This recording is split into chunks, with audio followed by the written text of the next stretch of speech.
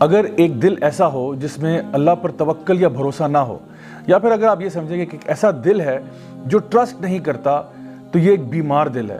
اور اس بیمار دل کا علاج کرنا بہت ضروری ہو جاتا ہے۔ اکثر اوقات ایسا ہوتا ہے کہ ہم لوگ اللہ تعالیٰ کے فیصلوں کے اوپر ناراض ہو جاتے ہیں، یا ہمیں سمجھ نہیں آتی کہ آخر ایسے فیصلے کیوں ہو رہے ہیں، اور ہم اس طرح کے سوال کرتے ہیں کہ آخر میرے ساتھ ایسا کیوں ہو رہا ہے، why is this happening to می،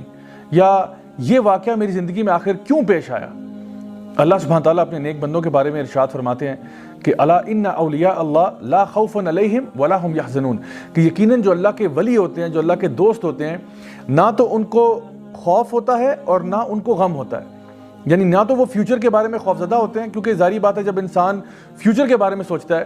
تو اس کو خوف پیدا ہو سکتا ہے کہ مجھے فلاں چیز، میرا بزنس کامیاب نہیں ہوگا، یا مجھے بیماری لگ جائے گی، یا فلاں چیز مجھے کاٹ جائے گی، مطلب یہ اس قسم کے خوف جو فیوچر کے ہوتے ہیں وہ انسان کی زندگی میں آ جاتے ہیں۔ اور پھر ایسا بھی ممکن ہے کہ ایک انسان جو ہے اپنے پاسٹ کے بارے میں غم کرنا شروع کر دے کہ ہائے کاش اگر میں نے یوں کر لیا ہوتا، کاش میں نے ایسا کر لیا ہوتا۔ تو اللہ سبحانہ تعالیٰ فرماتے ہیں کہ جو میرے ولی ہیں وہ نہ تو فیوچر کے بارے میں ڈرتے ہیں اور نہ ہی پاسٹ کے بارے میں غم کرتے ہیں، کیونکہ وہ پورا کا پورا ٹرسٹ جو ہے وہ اللہ سبحانہ تعالیٰ کی ذات پر کرتے ہیں کہ جو ہوگا انشاءاللہ اللہ تعالیٰ کی مرضی کے مطابق ہوگا، اور میں اللہ کی مرضی سے راضی ہوں۔ اللہ سبحانہ تعالیٰ سورہ توبہ میں ارشاد فرماتے ہیں کہ قُل لَن يُصِيبَنَا إِلَّا مَا كَتَبَ اللَّهُ لَنَا هُوَ مَوْلَانَا، کہ یقیناً کچھ بھی تمہاری زندگی میں نہیں ہوگا سوائے کہ وہ پہلے سے لکھ دیا گیا ہے، اور اللہ تمہارا مولا ہے، اور مومنین جو ہیں وہ پھر اللہ پر ہی توکل کرتے ہیں۔ تو یہ کتنی پاورفل آیت ہے قرآن مجید میں کہ جہاں پہ ہمیں یہ بتایا جا رہا ہے کہ جو کچھ ہوگا وہ اللہ کی مرضی کے مطابق ہوگا، اور یقیناً اللہ کی مرضی ہماری مرضی سے بہت بہتر ہے۔ اللہ سبحانہ تعالیٰ فرماتے ہیں سورہ توبہ کی آخری آیت میں فَإِن تَوَلَّوْا فَقُلْ حَسْبِيَ اللَّهُ لَا إِلَهَ إِلَّا هُوَ عَلَيْهِ تَوَكَّلْتُ وَهُوَ رَبُّ الْعَرْشِ الْعَظِيمِ، کہ اگر وہ آپ سے منہ پھیر لیں تو پھر حسبی اللہ، اللہ میرے لیے کافی ہے، لا الہ الا ہو، میں اللہ کے سوا کسی کی عبادت نہیں کرتا، علیہ توکلت، اور اگر توکل کرتا ہوں، اگر بھروسہ کرتا ہوں تو اللہ پر ہی کرتا ہوں۔ کیوں کرتا ہوں؟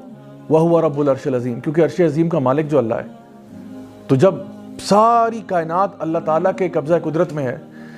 جب ہم کہتے ہیں کہ ان اللہ علی کل شیء قدیر، ہر چیز پر اللہ تعالیٰ قادر ہے، تو پھر اللہ پر ہی بھروسہ کرنا بنتا ہے۔ انسان جب یہ سوچتا ہے کہ میرا رب جو ہے وہ ہر چیز پر قادر ہے، پھر انسان اللہ کو یہ نہیں بتاتا کہ میرے پرابلمز کتنے بڑے ہیں، انسان اپنے پرابلمز کو بتاتا ہے کہ میرا رب کتنا بڑا ہے۔ اللہ سبحانہ تعالیٰ فرماتے ہیں سورہ فرقان میں وَتَوَكَّلْ عَلَى الْحَيِّ الَّذِي لَا يَمُوتُ، کہ توکل اس ذات پر ہم کرتے ہیں جس کو موت نہیں آتی۔ سبحان اللہ، یعنی اگر آپ نے کسی پر بھروسہ کرنا ہے، اگر آپ نے کسی پر ٹرسٹ کرنا ہے، تو کیوں نہ اس پر ٹرسٹ کیا جائے، اس پر بھروسہ کیا جائے جو ہمیشہ رہنے والا ہے، الحی ہے، القیوم ہے، لا یموت، اور اس کو موت نہیں آتی۔ اسی طرح سے سورہ طلاق سورہ نمبر 65 آیت نمبر 2 اور 3 میں اگر آپ دیکھیں تو اللہ سبحانہ تعالیٰ فرماتے ہیں کہ وَمَن يَتَّقِ اللَّهَ يَجْعَل لَّهُ مَخْرَجًا وَيَرْزُقْهُ مِنْ حَيْثُ لَا يَحْتَسِبُ وَمَن يَتَوَكَّلْ عَلَى اللَّهِ فَهُوَ حَسْبُهُ، کہ جو شخص بھی اللہ کا تقوی اختیار کرے گا اللہ تعالیٰ اس کو ہر مصیبت سے باہر نکالے گا، اور پھر اس کو رزق دے گا وہاں سے جہاں سے اس نے سوچا بھی نہیں ہوگا۔ اور جو لوگ اللہ تعالیٰ پر توکل کر لیتے ہیں اللہ ان کے لیے کافی ہو جاتا ہے۔ مائی ڈیئر برادرز اینڈ سسٹرز، تھوڑی دیر کے لیے ذرا سوچئے کہ اگر ہم اللہ پر بھروسہ کریں تو اللہ تعالیٰ کہتا ہے میں تمہارے لیے کافی ہو جاتا ہوں۔ تو اگر اللہ ہمارے لیے کافی ہو جائے تو اس کے بعد زندگی میں کوئی ٹینشن رہتی ہے، کوئی پریشانی رہتی ہے؟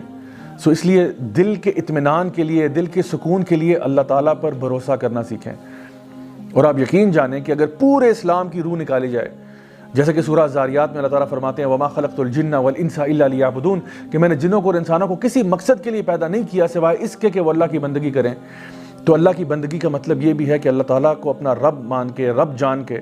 اللہ پر بھروسہ کیا جائے۔ زندگی میں جو کچھ ہوگا انشاءاللہ الرحمن اللہ تعالیٰ کی مرضی کے مطابق ہوگا۔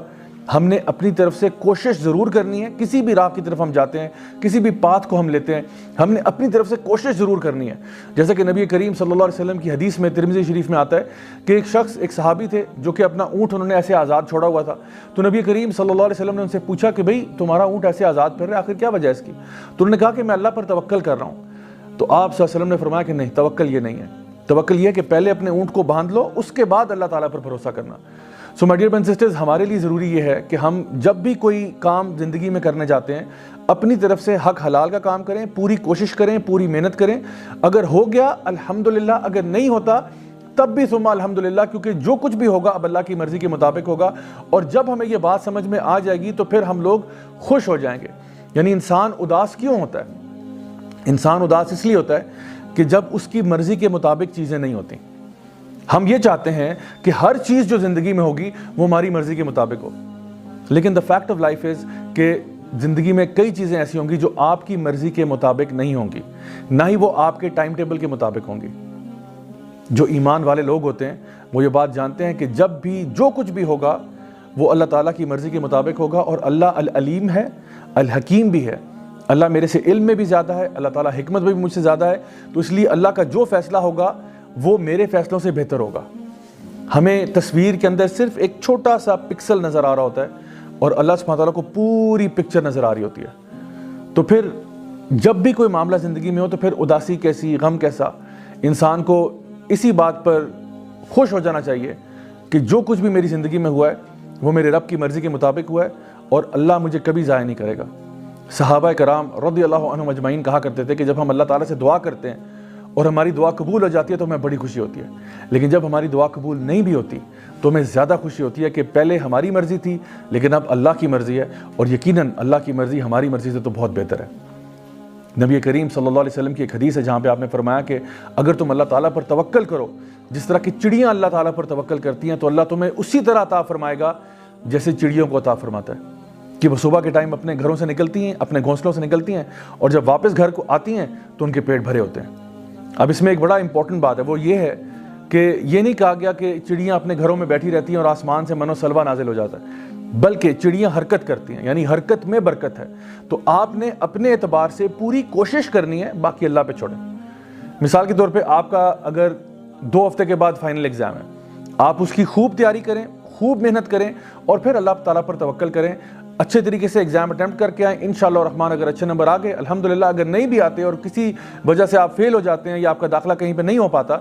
تب بھی اللہ تعالیٰ پر پورا بھروسہ کریں کہ انشاءاللہ اس میں سے بھی خیر نکلے گی۔ کسی کو اگر آپ نے اپنے گھر دعوت کے اوپر بلایا ہوا ہے، اب یہ نہیں کہ آپ نے دعوت پر بلا لیا اور کھانے کے لیے کچھ تیار نہیں کیا کہ جی آپ اللہ تعالیٰ پر توکل کر رہے ہیں کہ شاید آسمان سے کھانا نازل ہوگا، ایسا نہیں ہے۔ دعوت پر کسی کو بلا رہے ہیں، اپنی طرف سے پورے پریپریشن کریں کھانے کی، ہاں اگر وہ جل جائے یا کوئی اور مسئلہ ہو جائے وہ اور بات ہے، پھر اللہ تعالیٰ پر توکل کریں کہ اس میں بھی کوئی نہ کوئی خیر ضرور نکلے گی۔ سو آئی ہوپ کہ آج کی اس بات سے آپ کو سمجھ میں آ گیا ہوگا کہ اصل میں اللہ تعالیٰ پر توکل کرنا، اللہ تعالیٰ پر بھروسہ کرنا کتنا ضروری ہے آپ کے اپنے دل کے اطمینان کے لیے۔